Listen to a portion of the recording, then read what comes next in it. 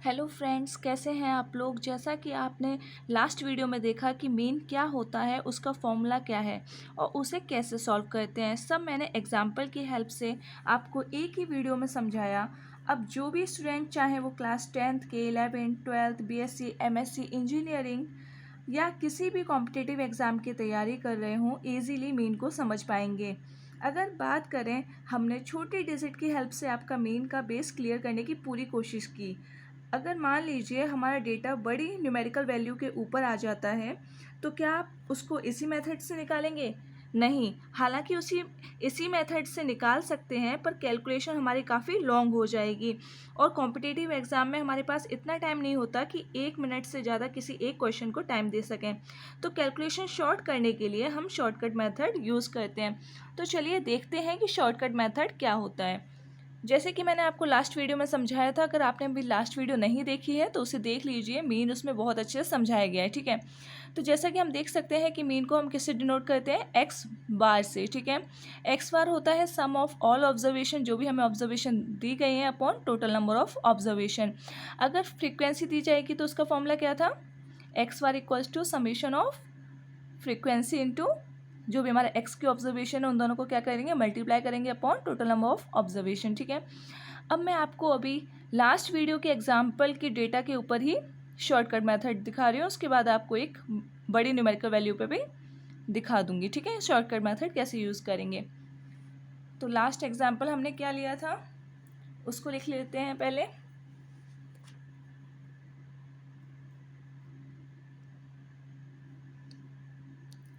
Calculate,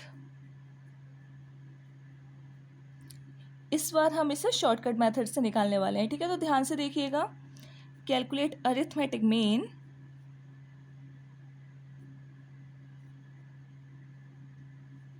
of following marks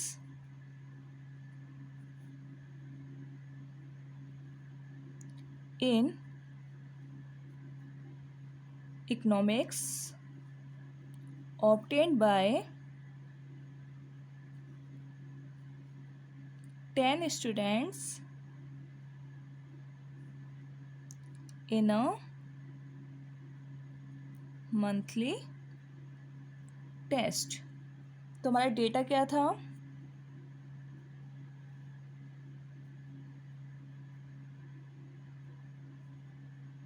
thirty, 28, 32, 12, 18, 20, 25, 15, 26 and 14, ठीक है। ये हमारा डेटा था लास्ट वीडियो में, ओके।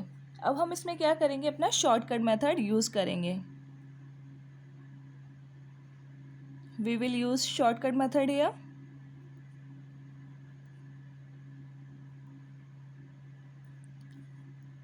अब शॉर्टकट मेथड में हम एक ऐसी वैल्यू एज्यूम कर लेते हैं जो कि हमारे सभी डिजिट के आसपास हो, ठीक है, या फिर हम बोल सकते हैं कि बीच की वैल्यू। जैसे कि हम लिख लेते हैं,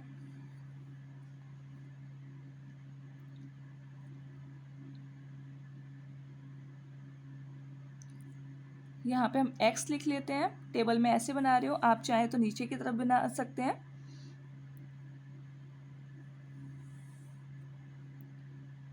और ये क्या है हमारा dx, ठीक है। पहले हम अपना पूरा डेटा इसमें लिख लेते हैं, 30, 28, 32, 12, 18, 20, 25, 15, 26 एंड 14।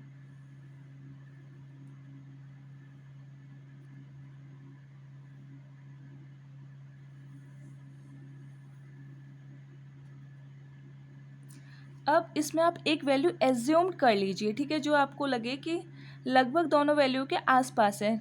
नहीं समझ में आए तो आप ऐसा करिए, इसमें देखिए कितने हैं ये डिजिट, कितने हैं, ऑब्जर्वेशन 10 है, ठीक है। तो हाफ डिवाइड कर लेते हैं, 1 2 3 4 5।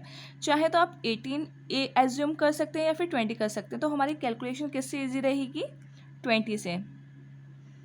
अगर सब्ट्रैक्ट करेंगे तो 18 सब्ट्रैक्ट करना इजी रहेगा या 20, 20, वेरी गुड। तो हम क्या है अपना एज्यूम कर लेते हैं a 20 को, ठीक है। अब क्या करेंगे, हम 30 माइनस 20 करेंगे, जो हमने मीन एज्यूम कर लिया है उसको इस वैल्यू में से माइनस करेंगे। यहाँ पे मैं लिख भी देती हूँ आपके लिए, क्या करना है आपको, x में से जो हमने a एज्यूम किया है उसे माइनस करना है, ठीक है। x में से a एज्यूम किया है उसे माइनस करना है, ठीक है। तो जब आप 30 में से 20 माइनस करेंगे तो कितना आएगा, 10। 28 में से 20, 8। 32 में से 20, 12। 12 में से 20, अब देखिए माइनस का आएगा ना साइन, 12 माइनस 20 तो -8, -2, 0। 20 में से 20, 0, 5, -5, 6, -6, ठीक है। इसका सम ऑफ ऑब्जर्वेशन देख लेते हैं क्या हो जाएगा यहाँ पे, टोटल, इसे हम टोटल बोल सकते हैं ना। टोटल क्या हो जाएगा, ये प्लस माइनस करके से प्लस कर लीजिए, 10, 18,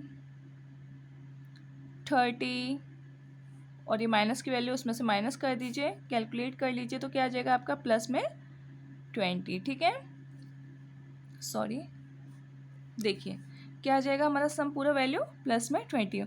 ऑब्जर्वेशन हमारी कितनी है, एन कितना है हमारा, 10। यहाँ पे दिया हुआ है ना क्वेश्चन में 10 स्टूडेंट्स, तो हमारे नंबर ऑफ ऑब्जर्वेशन कितने हैं, 10, ठीक है। अभी हम इसे अपना फॉर्मूला लिखते हैं। फॉर्मूला क्या है, शॉर्टकट मेथड,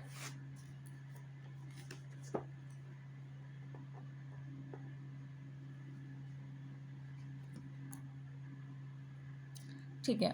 तो शॉर्टकट मेथड होता है एज्यूम करने के बाद mean X bar equals to A plus summation of D X, जो हमने डी एक्स निकाला था, upon N, number of observation, ठीक है। तो इस फॉर्मूले में अपनी वैल्यू रख देंगे हम। क्या आया था, ए क्या था हमारा 20 प्लस समेशन डी एक्स क्या आया था हमारा 20 अपॉन 10। इसे सॉल्व कर लीजिए, 20 प्लस 10 टू 2, तो क्या आ गया हमारा 22। हमारा मेन क्या यहाँ पे निकला आया 22। कितना इजी रहा ना। अभी आपको समझ में नहीं आएगा, आप देखिए मैं आपको एक एग्जांपल लेके दिखाती हूँ जो आपको करना थोड़ा डिफिकल्ट रहेगा, ठीक है। ओके, इसे आप अपने मेथड से सॉल्व करने की कोशिश करिए।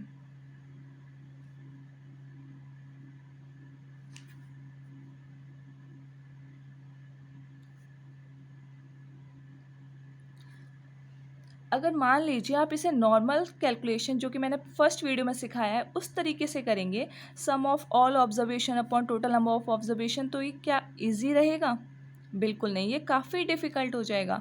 और अगर आप शॉर्टकट मेथड से करते हैं तो इसमें कोई ऐसी वैल्यू जो दोनों आपको बहुत लगभग आसपास नज़र आ रही है, तो मुझे 200 नज़र आ रही है, देखिए 205 के आसपास 200, 195 के आसपास 200, तो मैं क्या करूँगी, ए को 200 एज्यूम कर लूँगी, ठीक है। ए इक्वल्स टू 200। अब 230 में से 200 माइनस करिए तो क्या आ जाएगा, यहाँ पे प्लस का 30, यहाँ पर प्लस का 5, यहाँ -5, यहाँ पर प्लस का 9 और यहाँ पर प्लस का 11। अब हम इसे टोटल कर लेते हैं तो क्या आया ये हमारा 50, और n क्या है हमारा, नंबर ऑफ ऑब्जर्वेशन कितने हैं 5, 10 आ गया। अब हमने a क्या लिया था 200, 200 प्लस 10, तो क्या आ गया वैल्यू हमारी 210। तो ये होता है शॉर्टकट मेथड यूज़ करने का रिज़ल्ट, ठीक है। इसलिए आपको ये शॉर्टकट मेथड सिखाया जा रहा है। अगर हम बात करें कि आपको फ्रीक्वेंसी दी गई हो तब आप शॉर्टकट मेथड कैसे यूज़ करेंगे, जैसा कि मैंने आपको लास्ट वीडियो में सिखाया था। अगर अभी तक आपने वो मीन की लास्ट वीडियो नहीं देखी है तो उसको तुरंत देखिए, तभी आप इसको और अच्छे से समझ पाएंगे, ठीक है। अब मैं आपको एक फ्रीक्वेंसी के लिए भी वीडियो दिखा देती हूँ क्वेश्चन लेकर। When frequency is given, okay, calculate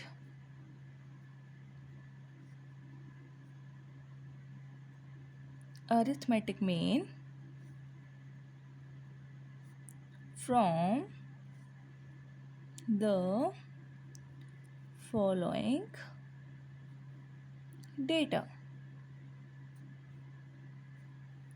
तो हमें लास्ट वीडियो में साइज़ क्या दिया गया था, 4, 5, 6, 7, 8। अगेन ये मैं आपको बहुत छोटी वैल्यू के लिए समझा रही हूँ, शॉर्टकट मेथड है ना, तो आपको इजीली इसका बेस क्लियर हो सके, इसलिए बाद में आप इसे कितनी भी डिजिट के लिए आए इजीली सॉल्व कर पाएंगे। ठीक है, 7। अब इसमें हम शॉर्टकट मेथड कैसे यूज़ करेंगे, इसका फॉर्मूला, चलो पहले मैं टेबल बना देती हूँ आपके लिए।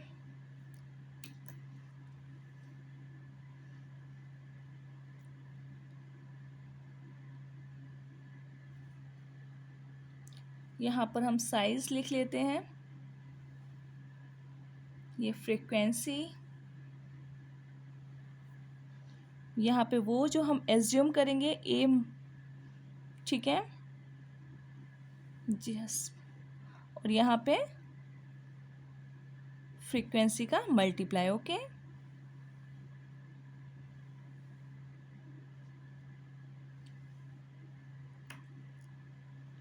फोर, 5, 6, 7, 8। अब हमें नहीं समझ में आ रहा कि हम इसमें से क्या लें। कुछ नहीं करना है आपको, आप देखिए इसमें कितनी ऑब्जर्वेशन, 1, 2, 3, 4, 5, तो जो बीच वाला है ना उसे आप ए मान लीजिए। ठीक है, कुछ नहीं करना है आपको, बीच वाली वैल्यू को आप ए मान लीजिए। ठीक है, 5, 8, 10, 10, 7। तो dx आप कैसे निकालते थे, जो हमने मीन एज्यूम किया है उसे गिवन ऑब्जर्वेशन में से माइनस करना। तो 4 - 6 इक्वल्स टू -2, 5 - 6 -1, 0। या फिर आप ऐसे कर सकते हैं, जो आपने बीच की वैल्यू एज्यूम की है, ए माना है, ए क्या माना है हमने 6, उसके आगे 0 लिख लीजिए, ऊपर की तरफ माइनस में चलिए और नीचे की तरफ प्लस में। ठीक है, ऊपर की तरफ जो हमने एज्यूम किया है मीन, उसके आगे 0 लिख लीजिए, ऊपर माइनस में चलिए, -1, -2 और नीचे +1 +2। इससे आपका आंसर आ जाएगा। पर याद रखिएगा स्टार्टिंग -1 -2 से करिएगा और नीचे भी 1 2 से। ठीक है, अब इन दोनों का मल्टीप्लाई कर देते हैं, 5 2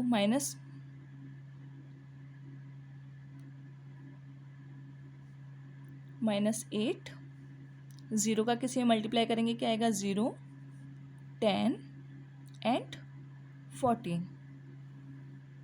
इनका समेशन निकाल लेते हैं, क्या आ जाएगा टोटल, प्लस का 6। जब आप प्लस माइनस कर लीजिएगा तो प्लस का 6, एन हमारा क्या निकलेगा, सम ऑफ फ्रीक्वेंसीज था ना, लास्ट वीडियो मैंने आपको समझाया था, उसे हम एन भी डिनोट करते हैं। ठीक है, अब इसका फॉर्मूला क्या होता है, shortcut method, X bar equals to assume mean plus summation of F D X upon N. ठीक है, ये हमारा जब हमें फ्रीक्वेंसी गिवन हो तो शॉर्टकट मेथड का तरीका होता है। ठीक है,